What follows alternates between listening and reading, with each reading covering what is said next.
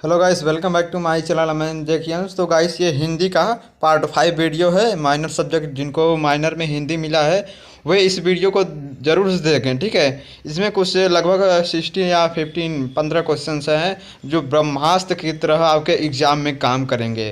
तो चलिए वीडियो को शुरू करते हैं। तो इसमें पहला क्वेश्चन दिया गया है कि हिंदी साहित्य के आरंभिक काल को आचार्य रामचंद्र क्या दिया है। हिंदी साहित्य के आरंभ काल को, मतलब जो आरंभ हुआ है काल को, आचार्य रामचंद्र शुक्ल ने क्या कहा है, ठीक है। तो क्या बताएंगे, वीर गाथा काल कहा है। क्या कहा गया है, वीर गाथा काल। तो ऑप्शन नंबर बी इसका क्या है, राइट आंसर है। क्या है, ऑप्शन नंबर बी इसका राइट आंसर है। तो गाइस, यदि हमारे चैनल पर नए हैं तो प्लीज़ वीडियो को जरूर देखें नोटिफिकेशन ऑन करके। तो नोटिफिकेशन ऑन करेंगे तो आने वाले नए वीडियो का नोटिफिकेशन आपको सबसे पहले मिलेगा। यदि आपने इसके पहले का वीडियो नहीं देखा है तो आपको लिंक डिस्क्रिप्शन बॉक्स में मिल जाएगा, आप वहां से देख सकते हैं। सभी वीडियो जो माइनर सब्जेक्ट के सभी वीडियो हैं, सभी वीडियो आपको हिंदी के मिल जाएंगे।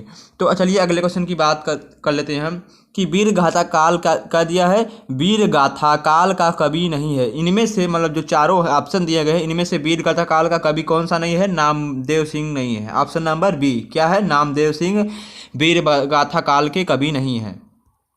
तो नेक्स्ट क्वेश्चन की तरफ बढ़ते हैं हम। तो अगले क्वेश्चन में दिया गया कि वीर गाथा काल के सर्वश्रेष्ठ कवि, मतलब सबसे अच्छे कवि माने जाते थे कि कौन माने जाते थे, जगनीश माने जाते थे। कौन माने थे, जगनीक माने जाते थे। वीर गाथा काल के सर्वश्रेष्ठ मतलब सबसे अच्छे कवि जगनीक माने जाते थे। ऑप्शन नंबर बी इसका राइट आंसर है। तो नेक्स्ट क्वेश्चन की तरफ बढ़ते हैं हम कि पृथ्वी राज रासों के रचनाकार हैं। कौन है, चंद्रबरदाई हैं। ऑप्शन नंबर बी इसका राइट आंसर है। पृथ्वी राज रासों के रचनाकार कौन है, मतलब पृथ्वी राज रासों के रचना किसने की थी, चंद्रबरदाई ने की थी। ऑप्शन नंबर बी इसका राइट आंसर है।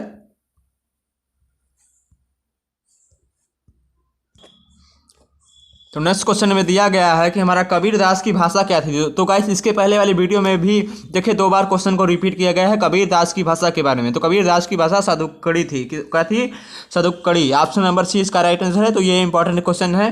तो सीता बावनी के रचनाकार कौन है, तो मतलब सीता बावनी के रचनाकार है या सीतना बावनी के रचनाकार कौन है, तो कौन है, भूषण सिंह है। ऑप्शन नंबर बी इसका राइट आंसर है। क्या है, भूषण सिंह है। तो नेक्स्ट क्वेश्चन क्या है गाइस हमारा कि हिंदी कविता को छंदों की परिधि से मुक्त कर, मतलब हिंदी जो कविता है वो छंदों की परिधि से मुक्त कराने वाले थे। मतलब कौन, किसने मुक्त कराया था, किसने छुटकारा दिलाया था हिंदी कविता के छंदों की परिधि से किसने मुक्त कराया था। तो आप क्या बताएंगे, सूर्यकांत त्रिपाठी निराला ने मुक्त कराया था। तो इसके राइट आंसर क्या है, सूर्यकांत त्रिपाठी निराला या सूर्यकांत त्रिपाठी या त्रिपाठी जी निराला बोल सकते हैं। तो ऑप्शन नंबर सी इसका राइट आंसर है। तो चलिए नेक्स्ट क्वेश्चन की तरफ बढ़ते हैं हम।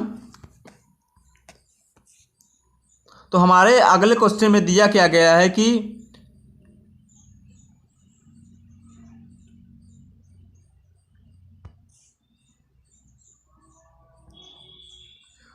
इसमें दिया गया है कि रामचंद्र शुक्ल ने हिंदी का प्रथम जयकाव्य किसको कहा है, ठीक है। मतलब हिंदी को प्रथम जयकाव्य किसने कहा है, तो खुमार रासू को कहा गया है। जो हिंदी की प्रथम क्या है, महाकाव्य है, जो जयकाव्य है, तो उसे खुमार रासू को कहा है। तो नेक्स्ट क्या है हमारा, नरपति नल्ला ने किसे स्त्री रसायन कहा है। क्या है, स्त्री रसायन कहा है। तो किसे कहा गया है, बीसल देव रासो को कहा गया है।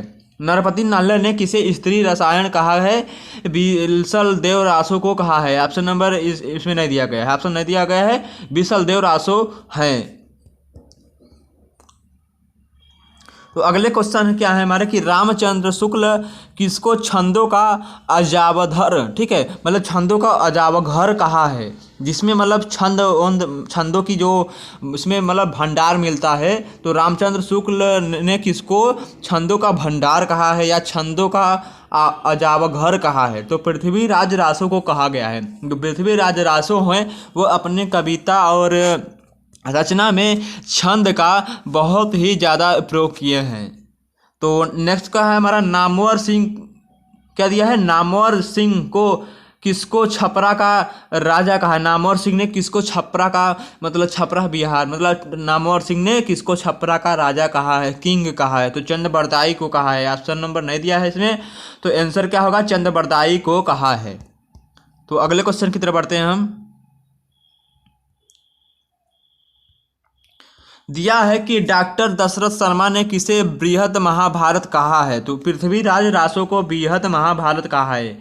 किसे कहा है? बृहद महाभारत कहा है, पृथ्वीराज रासो को कहा है। तो नेक्स्ट क्या है गाइस हमारा कि दिया है हजारी प्रसाद त्रिवेदी ने किसको श्रृंगार रस का वाक कवि कहा है। किसको श्रृंगार रस का वाक कवि कहा है? विद्यापति को कहा है। किसको कहा है? विद्यापति को श्रृंगार रस का वाक कवि कहा है। तो दिया है जॉर्ज पियर्सन ने, क्या दिया है? जॉर्ज गियर्सन ने किसको रहस्यवादी कवि कहा है। मतलब रहस्यवादी मतलब गुप्त, एक तरह से गुप्त वाले कवि होते हैं ये सब। तो किसे रहस्यवादी कवि कहा है? विद्यापति को कहा है। किसको कहा है? विद्यापति को कहा है। नेक्स्ट क्वेश्चन क्या है गाइस हमारा? दिया है कि भक्तिकाल और आदिकाल का संधि कवि किसको कहा जाता है। जो हमारा भक्तिकाल है और आदिकाल है उसके संधि कवि मतलब किसको माना जाता है? तो विद्यापति को ही माना जाता है। आदिकाल व भक्तिकाल का संधि कवि विद्यापति को ही माना जाता है। और नेक्स्ट क्या हमारा? महापुराण रचना के कारण, क्या दिया है? महापुराण रचना के कारण किसको अपभ्रंश का वेद व्यास है। मतलब महापुराण रचना के कारण किसको अपभ्रंश का वेदव्यास है, मतलब उसका नॉलेज है। पुष्पदंत को, किसको है? पुष्पदंत को। नेक्स्ट क्वेश्चन क्या है हमारा कि शिव सिंह शेखर, क्या दिया? शिव सिंह शेखर ने किसको अपभ्रंश का भवभूति कहा है। किसको अपभ्रंश का भवभूति कहा है? शिव कुमार सिंह ने पुष्पदंत को कहा है। किसको कहा है? पुष्पदंत को। तो गाइस इसमें लास्ट क्वेश्चन क्या है हमारा? तितली किसकी रचना है। तो किसकी है? जयशंकर प्रसाद की रचना है। जो तितली है हमारी किसकी रचना है? जो तितली एक कविता नाटक है, तो तितली इरावती जो है सब जयशंकर प्रसाद के। तो तितली किसकी रचना है? जयशंकर प्रसाद की है। किसकी रचना है? जयशंकर प्रसाद। तो आई होप गाइस ये वीडियो आपको अच्छा लगा है। तो चलिए नेक्स्ट वीडियो में मिलते हैं किसी और वीडियो के साथ, माइनर सब्जेक्ट के वीडियो के साथ। तब तक के लिए बाय बाय। और वीडियो को ज़्यादा से ज़्यादा शेयर करें, लाइक कमेंट्स जरूर करें और सब्सक्राइब जरूर कर लें, नोटिफिकेशन ऑन कर लें ताकि आने वाले वीडियो का नोटिफिकेशन आपको सबसे पहले जल्द से जल्द मिले। और यदि आप इस वीडियो का PDF चाहते हैं तो आपको टेलीग्राम चैनल से जुड़ना पड़ेगा। आपको वहाँ पर PDF और वीडियो के लिंक से भी मिल जाएंगे। तो चलिए थैंक यू।